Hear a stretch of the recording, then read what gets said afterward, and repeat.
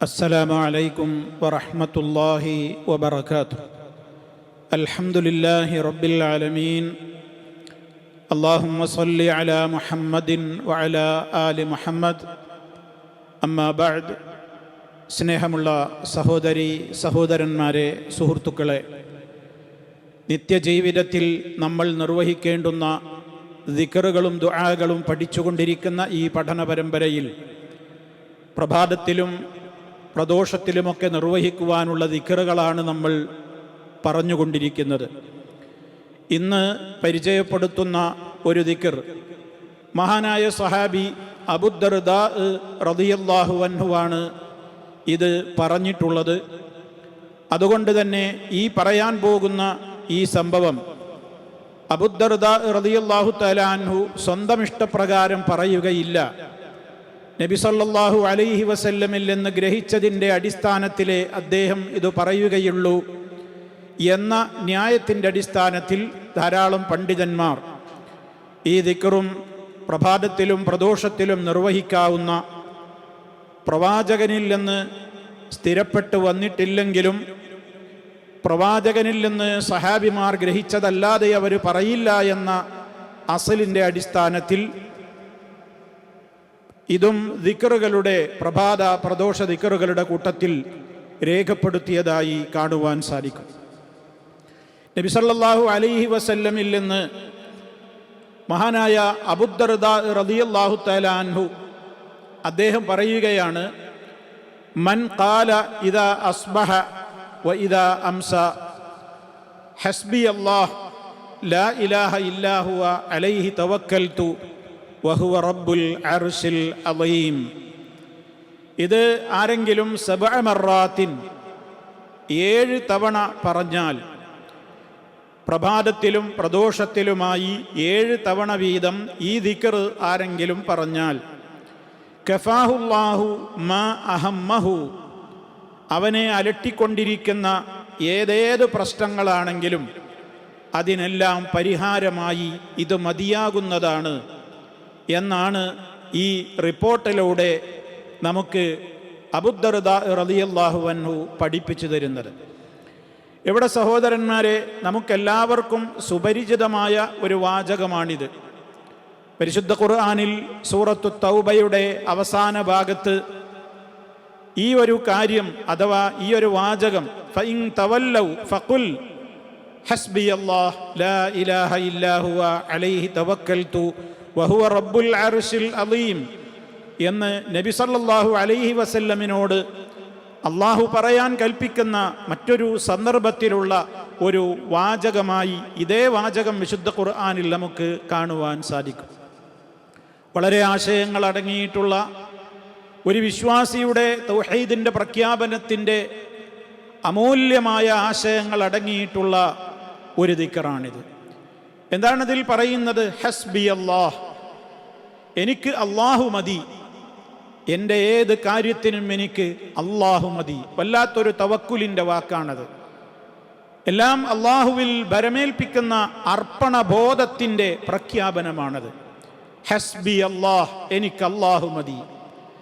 ലാ ഇലാഹ ഇല്ലാ ഹുവ, അവനൊഴികെ ഒരാരാധ്യനുമില്ല, അവനൊഴികെ യാതൊരാരാധ്യനുമില്ല. തൗഹീദിൻ്റെ പ്രഖ്യാപനം. അലൈഹി തവക്കൽതു, അവൻ്റെ മേൽ ഞാൻ എല്ലാം ഭരമേൽപ്പിച്ചിരിക്കുന്നു. വഹുവ റബ്ബുൽ അർശിൽ അളീം, അവൻ മഹത്തായ സിംഹാസനത്തിൻ്റെ ഉടമയാകുന്നു. ഇതാണ് ഇതിൻ്റെ നേർക്കുനേരെയുള്ള ഒരു ആശയം. എന്താണിവിടെ സഹോദരങ്ങളെ, വളരെയേറെ പ്രാധാന്യമർഹിക്കുന്നൊരു കാര്യമാണ് ഇതിലൂടെ നമ്മൾ പറഞ്ഞുകൊണ്ടിരിക്കുന്നത്. ഒരു മനുഷ്യൻ്റെ ജീവിതത്തിൽ അവനുണ്ടാകാവുന്ന പ്രതിസന്ധികളും പ്രയാസങ്ങളുമെല്ലാം ദുന്യാവിൻ്റെയും ആഖിറത്തിൻ്റെയും കാര്യങ്ങൾ ഓർത്താണ് ഒരു വിശ്വാസിയുടെ ജീവിതത്തിൽ, ഒരു മനുഷ്യ ജീവിതത്തിൽ എപ്പോഴും അവനെ അലട്ടിക്കൊണ്ടിരിക്കുന്നത്. ഈ ഒരു ദുന്യാവിൽ ജീവിക്കുമ്പോൾ ദുന്യവിയായ കുറേ കാര്യങ്ങളുണ്ടാകും. അതോടൊപ്പം ഒരു വിശ്വാസിയെ സംബന്ധിച്ചിടത്തോളം അവൻ്റെ ആഖിറത്തെ സംബന്ധിച്ചുമുള്ള പ്രശ്നങ്ങൾ അവൻ്റെ മനസ്സിലുണ്ടാകും. ശൈഖുൽ ഇസ്ലാം ഇബ്നു തൈമിയ്യ റഹിമഹുല്ലാ ഒരിക്കൽ രേഖപ്പെടുത്തുകയുണ്ടായി, വൽ ഇൻസാനു ലൈസ ലഹു ഹമ്മുൻ സാലിസുൻ, ദുന്യവിയും ഉഖറവിയുമല്ലാത്ത ഒരു ചിന്ത അല്ലെങ്കിൽ ഒരു മനക്ലേശം ഒരു മനുഷ്യനും ഉണ്ടാവുകയില്ല. എന്താണ് ദുന്യാവിനെ സംബന്ധിച്ചിടത്തോളം? മനുഷ്യന് ദാരിദ്ര്യത്തെക്കുറിച്ച് പേടിയുണ്ടാകും. അതുപോലെ തന്നെ രോഗിയാകുമോ അല്ലെങ്കിൽ തനിക്ക് പിടിപെട്ട രോഗത്തെ സംബന്ധിച്ചുള്ള പ്രശ്നങ്ങളുണ്ടാകും. അതേപോലെയുള്ള വ്യത്യസ്തങ്ങളായ പ്രശ്നങ്ങൾ ദുന്യാവിൽ ജീവിക്കുന്ന ഒരു മനുഷ്യനെ അലട്ടിക്കൊണ്ടിരിക്കും. ആഖിറത്തിലോ ഉഖറവിയായ കാര്യം ഓർത്താലോ എന്തായിരിക്കും? തൻ്റെ മരണാനന്തരം തൻ്റെ ഖബറിൽ പരലോകം എന്തായിരിക്കും? അള്ളാഹുവിൻ്റെ ശിക്ഷയെ ഓർത്ത്, നരകശിക്ഷയെ ഓർത്ത്, വിചാരണയെ ഓർത്ത്, ഇങ്ങനെയൊക്കെ ഒരു വിശ്വാസിയുടെ മനസ്സിൽ അവനെ അലട്ടിക്കൊണ്ടിരിക്കുന്ന പ്രശ്നങ്ങൾ ഉണ്ടാകാറുണ്ട്. ഈ ഏത് വിധത്തിലുള്ള പ്രശ്നങ്ങളാണെങ്കിലും ഈ ഒരു ആശയം കൃത്യമായി തന്നെ മനസ്സിൽ രൂഢമൂലമായി ഉറപ്പിച്ചുകൊണ്ട് ഈ ദിക്ർ ഉരുവിടുന്ന മനുഷ്യനെ സംബന്ധിച്ചിടത്തോളം ഇത് മതിയാകുന്നതാണ് എന്നാണ് നമുക്കിതിൽ നിന്ന് മനസ്സിലാക്കുവാൻ സാധിക്കുന്നത്. അതായത് ഹസ്ബി അല്ലാഹ്, എനിക്ക് അല്ലാഹു മതി, ലാ ഇലാഹ ഇല്ലാ ഹുവ, അവനൊഴികെ ഒരാരാധ്യനേയില്ല, അലൈഹി തവക്കൽതു, അവൻ്റെ മേൽ ഞാൻ ഭരമേൽപ്പിച്ചിരിക്കുന്നു. എല്ലാ കാര്യങ്ങളും എനിക്കുള്ള അവലംബം എൻ്റെ റബ്ബാണ്. എൻ്റെ റബ്ബിൽ ഞാൻ എല്ലാം ഏൽപ്പിച്ചിരിക്കുന്നു.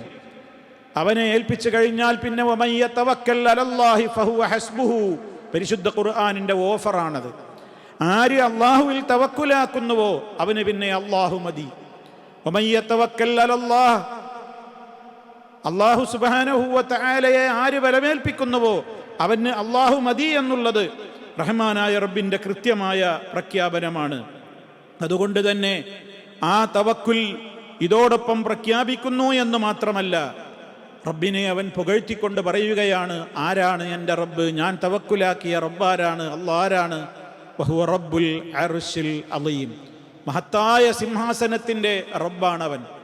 ഈ ലോകത്തെ ഏറ്റവും വലിയ സൃഷ്ടി ഏതെന്ന് ചോദിച്ചാൽ അത് അർശാണ്. അള്ളാഹുവിൻ്റെ അർശിനോളം മഹത്വമേറിയ, വലുപ്പമേറിയ, ഗാംഭീര്യമുള്ള, അതിശക്തമായ നിലക്കുള്ളൊരു സൃഷ്ടി വേറെ ഇല്ല. ആ നിലക്കുള്ള അർശിൻ്റെ ഉടമയാണവൻ.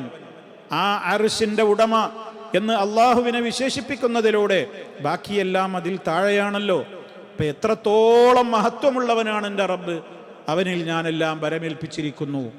ഈ ആശയത്തെ പ്രതിനിധാനം ചെയ്യുന്ന ഈ ദിക്ർ പ്രഭാതത്തിലും 7 തവണ പറയുക, അതുപോലെ തന്നെ വൈകുന്നേരവും 7 തവണ പറയുക. ഈ ഒരു പ്രത്യേകമായ കാര്യത്തെ സംബന്ധിച്ച് നാം ഏവരും ശ്രദ്ധയുള്ളവരായി മാറുക. അല്ലാഹു സുബ്ഹാനഹു വ തആല എല്ലാവർക്കും തൗഫീഖ് പ്രദാനം ചെയ്യുമാറാകട്ടെ. വൽഹംദുലില്ലാഹി റബ്ബിൽ ആലമീൻ. വസ്സലാമു അലൈക്കും വറഹ്മത്തുള്ളാഹി വബറകാതുഹു.